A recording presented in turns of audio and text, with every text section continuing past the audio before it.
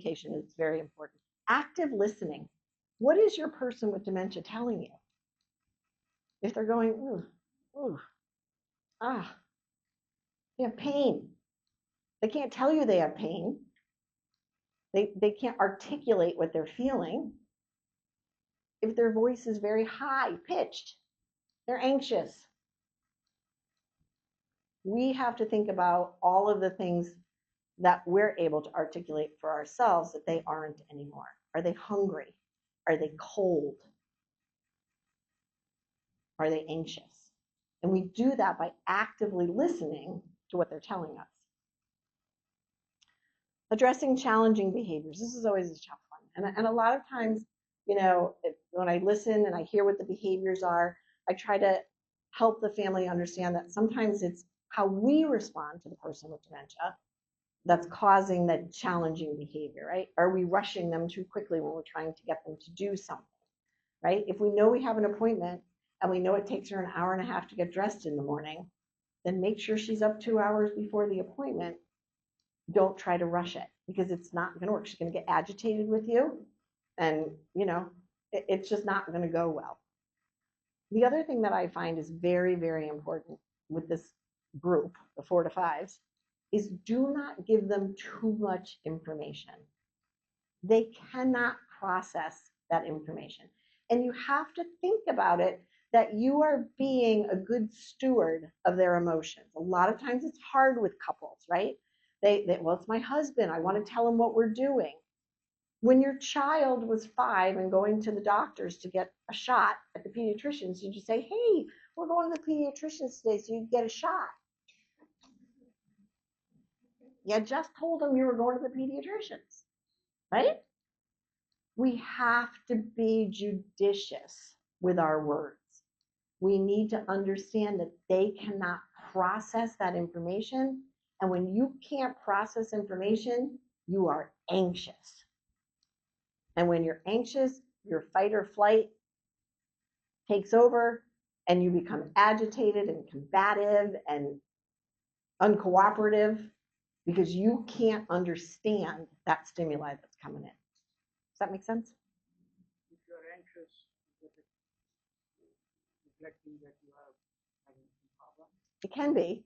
It can be. I mean, generalized anxiety disorder is a disorder that we see throughout the lifespan.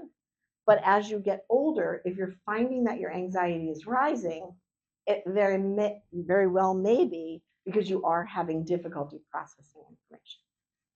Okay. Redirection and distraction. Okay. Redirection. If there's anything I teach on about dementia, redirection is the most important thing. Okay. This happens a lot when a family member passes away, right? I had a patient recently whose son passed away. And the family chose to tell the mother. I understand that. I do. You want to tell her once, that's fair. She deserves to know the information. But if every time she says, where's Steve? You say, oh, Steve died. You have just caused that woman to grieve every single time you share that piece of information.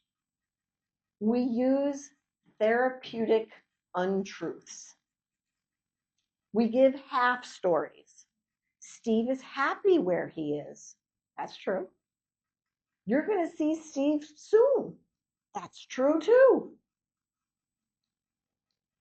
And she's not upset by that, right? Because she thinks Steve is happy where he is and she's going to see him soon. We don't have to make her relive that. Redirection is where we get them to go in another direction without reorienting them to what's really happening. This is so hard. It's our natural reaction as human beings to want to help other people. If they say something wrong, you want to tell them, oh, well, that's not right. They say, well, we went to New York shopping this morning. No, we didn't. If she thinks you went to New York shopping this morning, who cares? I say, really, what'd you buy? The other thing is when they get upset, and as I teach my staff here at Town Square this to do a lot, is ask them more questions. We always want to reassure. We don't even know what we're reassuring. Many times, dementia patients standing in their own home will say, well, I want to go home. Why are they saying that? Where's home? Home is where they feel comfortable. right? We all know what home feels like for us. You come in, you kick your shoes off, your stuff's there, it smells familiar. It's home. Home is where we're comfortable. Home is where we are comfortable in our own skin. We feel like we belong. So when somebody is standing in their own home in Florida that they've lived in maybe 5 or 6 years, right? Because they've retired down here, and they say, I want to go home, what are they telling you? They're telling you they're anxious. They're telling you this doesn't feel comfortable. So the first thing everybody says is, you are home. Is that helpful? No. So oftentimes I say, well, where's home? Because I want to know where home is. And they say 210 Colby Drive. That's where I grew up. I haven't lived there in a lot of years, right? So now you know they've moved back to that time in their life where that's home, right? And you say, oh yeah, I remember that. That was a beautiful home. We're going to go there. We are. But let's have some dinner first because I'm kind of hungry. That's redirection, right? You acknowledge that what they're saying is makes sense, right? You want to go, oh yeah, that was a great place. I love that place. Yeah, let's, even if you don't even know what they're talking about, right? You just want to make them feel comfortable and make them not feel that you are reorienting them. And when we reorient people, we basically tell them they're wrong. Anybody in here like being told they're wrong? Nope. Especially when you're confused. You're confused. You think you have a grasp on reality, and now somebody's telling you that you're getting it wrong. Just makes you feel worse. Medication management. So this is my big area. As much as I went from being a midwife and not using medication to becoming a psychiatric specialist who uses medication, I really find that medication is very helpful in certain situations, right? I'm not the one who the first thing you do, you come in, you tell me you're doing all this reorientation and you have no idea where their deficits are. I'm going to give you all those non-pharmacologic techniques to try first, right? But if your hair is on fire because life at home is completely untenable because of behaviors, and you're trying to keep your loved one at home, there are times that medications are going to be helpful.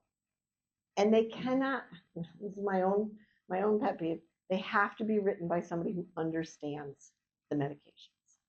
Many, many times I get people who have come in and they're on meds that just aren't working, and we have to sort of take it apart and figure out what's really the issue and how these meds need to be prescribed. And if there's one more takeaway that I can give you all, is that your family member, your loved one is dying. They have a terminal disease. Make them comfortable. When people say to me, well, what are the risks of this medication? What are the side effects? Well, there's risks, and I'll gladly talk to you about them. The antipsychotics, there's risks of heart attack and stroke. So do you want to live miserable for 5 years?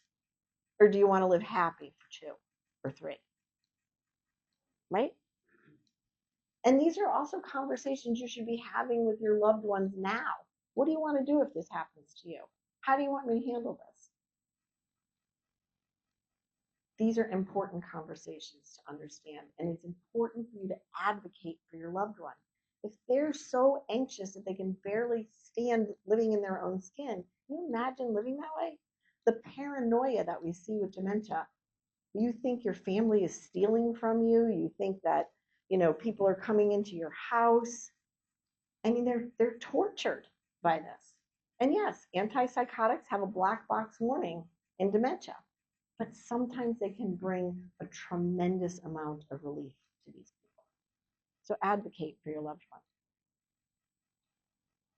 Side effects and monitoring. So I'm pretty much of a stickler on that. If I've got you on meds, I expect to see you every 3 months, at least. Because things change. This is a rapidly changing disease. Don't get put on something, a pat on the shoulder, and see in 6 months. You should be seeing every 4 to 6 weeks initially, and then maybe if you're rock solid, stable every 3 months. All right, let's see where we're at here.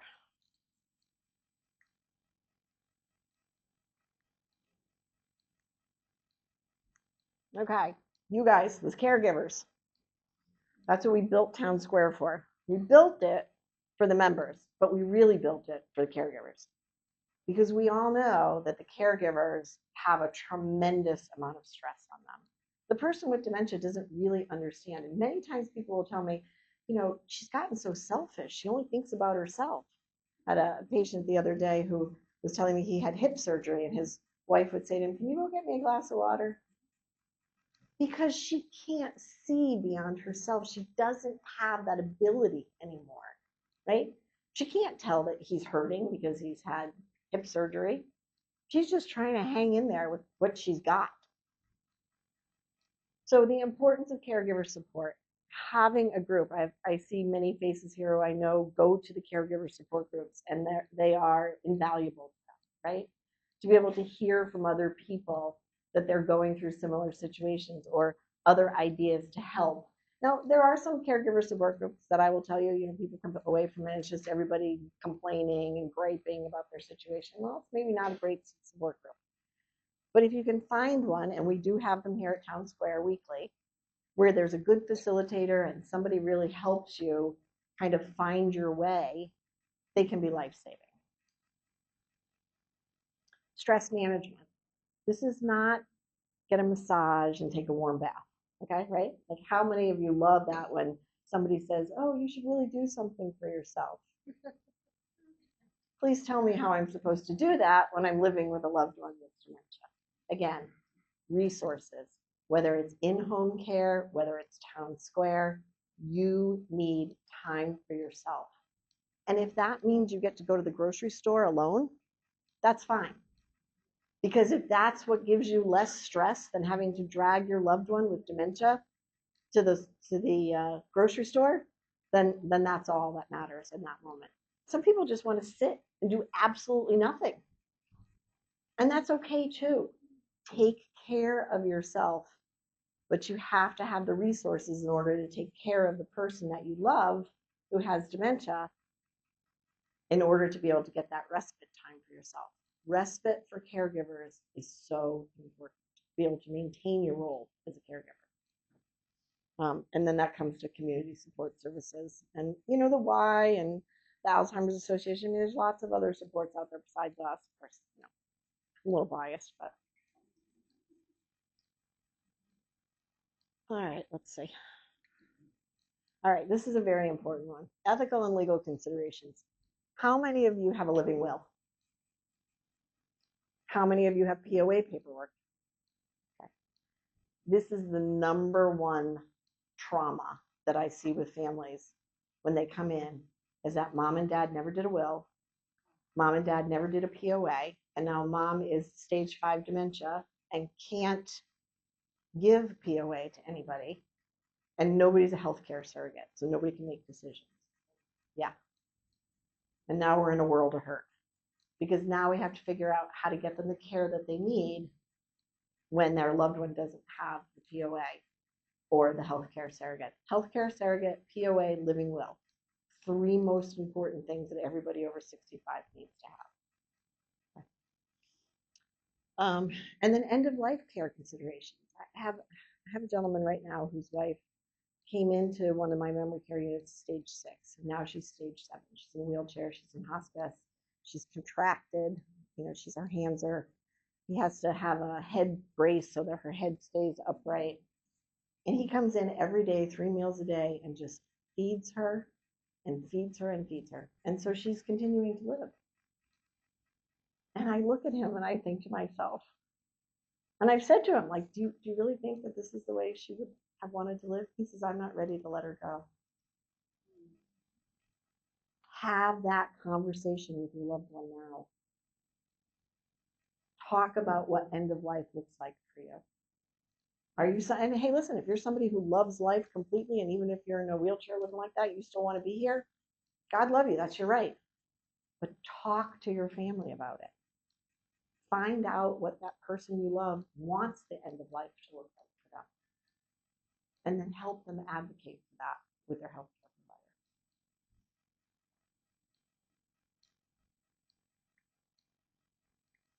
I'm just going to touch just a little bit on recent advances in dementia research. So now, for the longest time, it was the imaging and the neurocognitive testing. Now we do have the amyloid PET scans.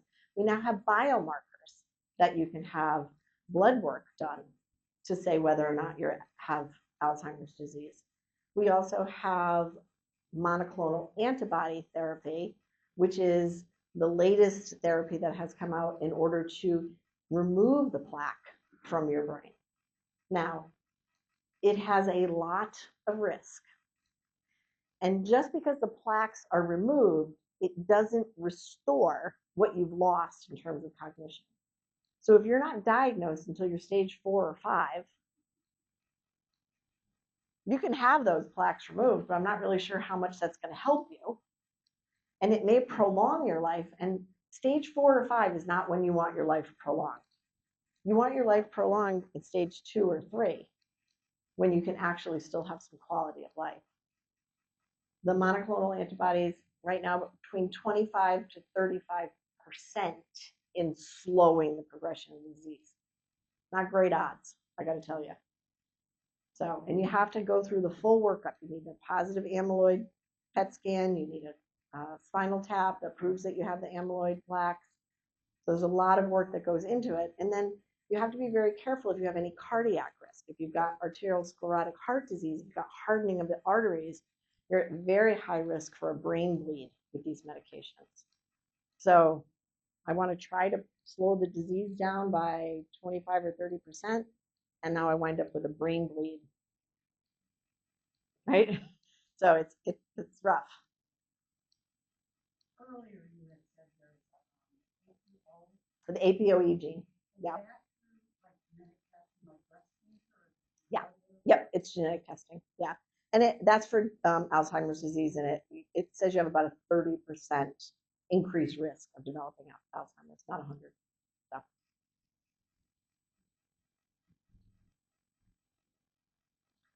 Whew, I did good. I got 10 minutes. Go ahead.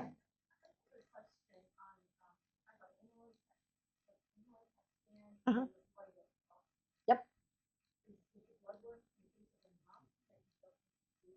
No, and again, you have to remember, even if you do an amyloid PET scan, it shows that the amyloid plaques are there. It doesn't mean you've met the diagnostic criteria for dementia, right? So if you're very proactive, right? You're one of those people in stage 2 who knows that they have a risk factor because their family member had Alzheimer's, and you go see your provider and you get the genetic testing done and you have the gene, and you can get your insurance company to pay for the amyloid PET scan. Another problem. No way to get it paid.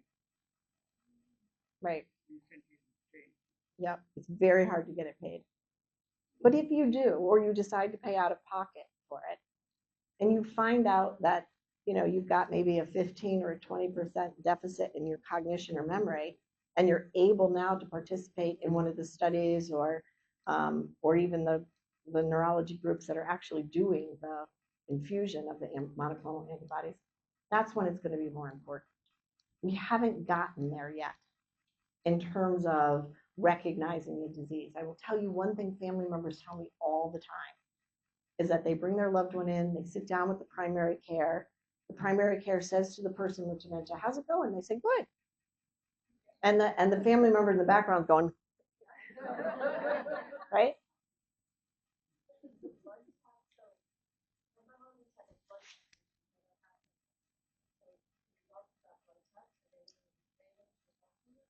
No, it's part of the workup. It's a piece of it. Nothing is definitive in terms of diagnosis. It's a combination of things. Yeah, they may be able to say she has the gene and she has the biomarkers, which means she's got a high probability of going on to have the disease. Or if she already is scoring low, then that's what she has. The reality of it is right now that we can as a clinician, I can tell you what your family member has based on how they present. And there's no treatment right now. So a lot of times, everybody gets kind of hung up on finding out. It is important to find out. And you go to a geriatric psychiatric provider or a good neurologist, and they should be able to tell you based on lifestyle, risks, all of that other stuff. I mean, I can pretty much go through your medical history and tell you what your chances are of each one of those. And they are treated differently in terms of the psychiatric meds. And if you have a Parkinson's dementia, there are certain meds I just can't use for you, versus if you have a frontal temporal lobe or Pick's disease or Korsakoff's, all the different types. Okay. Any other questions? Sir? How would I know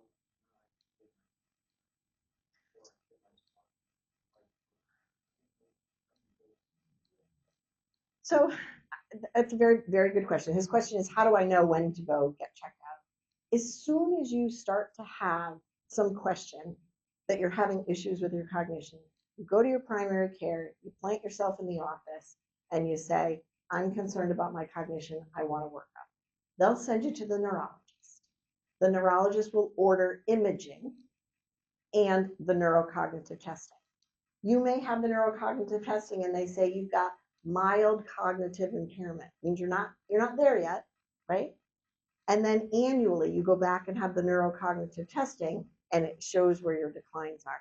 The neuropsychologist will make recommendations to you. If you've always been somebody who had a sedentary lifestyle, it's time for you to get up and get moving, right? If you've always been a drinker and now it's really coming to roost for you, it's time to stop the drinking. Once you get the ball starts rolling, because we do not have any treatment for it, the best we can do is slow the disease down and be aware of it.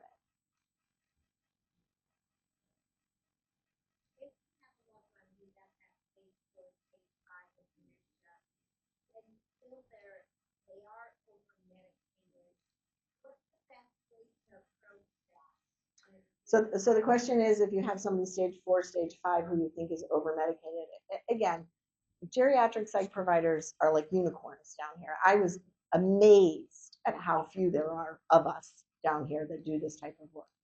But I think many of the folks in here who have family members who are my patients can attest that it makes a big difference when you come to somebody who has this type of background. So if the primary care is writing the meds and you're uncomfortable with that, then you need to bring them to a geri psych person.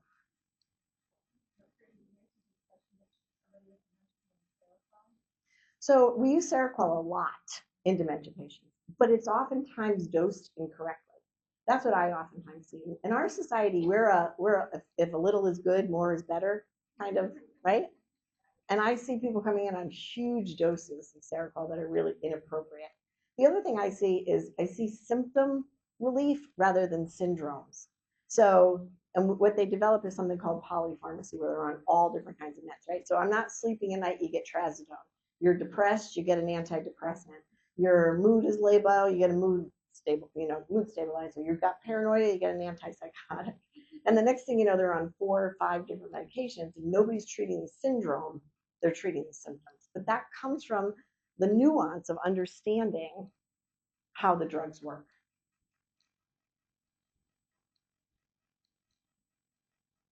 Yes, ma'am. So Buspar is a really interesting, yeah.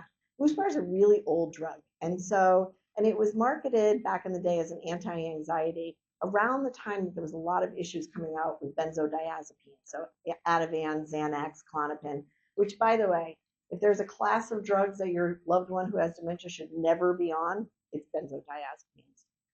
It causes increased confusion, falls, and worst of all, it doesn't work. They get what's called rebound anxiety. So you give them that Ativan for maybe a half an hour, they're good. And then as soon as the drug wears off, they're 10 times worse. I would much rather see somebody on a Seroquel dosed appropriately than on a benzodiazepine. So Buspar was marketed during that time. It's essentially very similar to the selective serotonin reuptake inhibitors like Zoloft and Prozac, Lexapro, that sort of thing. It has to be given 3 times a day because it only stays in your system 3 to 4 hours.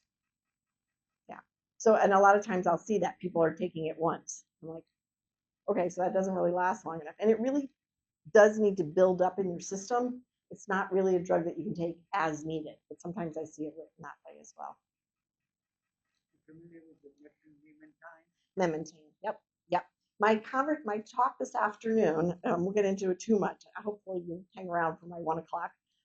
But my talk this afternoon is on medications in the treatment of dementia. And I'm going to talk about memantine and donepezil and all of those other medications as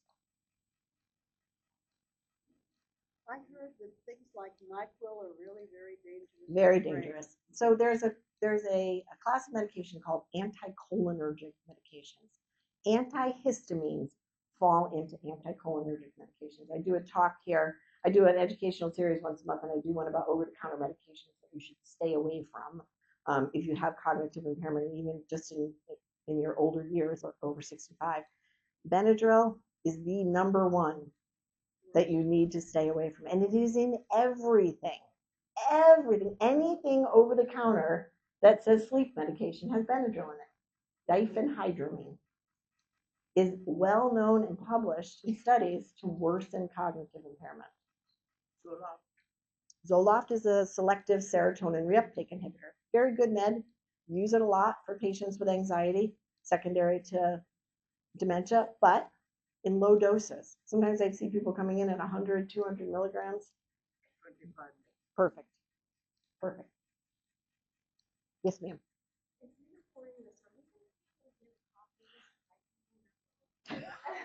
Really? I know that they are recording it, and how you'll be able to get it, I'm not quite sure about yet. But if you talk with Skylar or Melissa or any of my staff, I'm sure they'll be able to figure that out for you.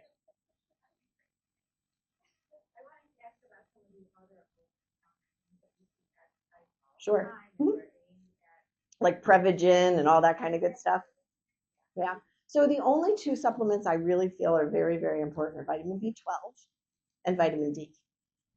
Those are really the only two. Now, what you need to understand is that the FDA does not regulate. I could put sawdust in a capsule and market it and say this is going to cure your Alzheimer's, and then put that little caveat in the bottom, this med has not been approved by the FDA. But if I have good enough marketing and I can get it on Instagram, I'm going to be a millionaire. There's one out there now that just makes me want to like hurt somebody. It's called the Al's Clip. How many of you seen this? It's a little nasal thing that you put up your nose and you smell rosemary and thyme. And they have these AI things done with like Clint Eastwood, and it's not really him saying that, it cured his Alzheimer's. And they're just preying on people that are desperate to help their loved ones. Horrible, horrible. All right, thank you. Hopefully you'll all hang around for my talk this afternoon.